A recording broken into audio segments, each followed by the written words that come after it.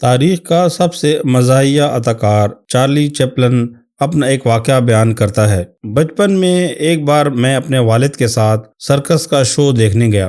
ہم لوگ سرکس کا ٹکٹ حاصل کرنے کے لیے قطار میں کھڑے تھے۔ ہم سے آگے ایک فیملی تھی جس میں 6 بچے اور ان کے والدین تھے۔ یہ لوگ دیکھنے میں خستہ حال تھے۔ ان کے بدن پر پرانے مگر صاف ستھرے کپڑے تھے۔ بچے بہت خوش تھے اور سرکس کے بارے میں باتیں کر رہے تھے۔ جب ان کا نمبر آیا تو ان کا باپ ٹکٹ کاؤنٹر کی طرف بڑھا اور ٹکٹ کے دام پوچھے۔ جب ٹکٹ بیچنے والے نے اسے ٹکٹ کے دام بتائے تو وہ ہکلاتے ہوئے پیچھے کو مڑا اور اپنی بیوی کے کان میں کچھ کہا۔ اس کے چہرے سے اضطراب عیاں تھا۔ تبھی میں نے اپنے والد کو دیکھا کہ انہوں نے اپنی جیب سے $20 کا نوٹ نکالا اور اسے زمین پر پھینکا، پھر جھک کر اسے اٹھایا اور اس شخص کے کندھے پر ہاتھ رکھتے ہوئے کہا، جناب آپ کے پیسے گر گئے ہیں، لے لیں۔ اشک آلود آنکھوں سے اس شخص نے میرے والد کو دیکھا اور کہا، شکریہ محترم۔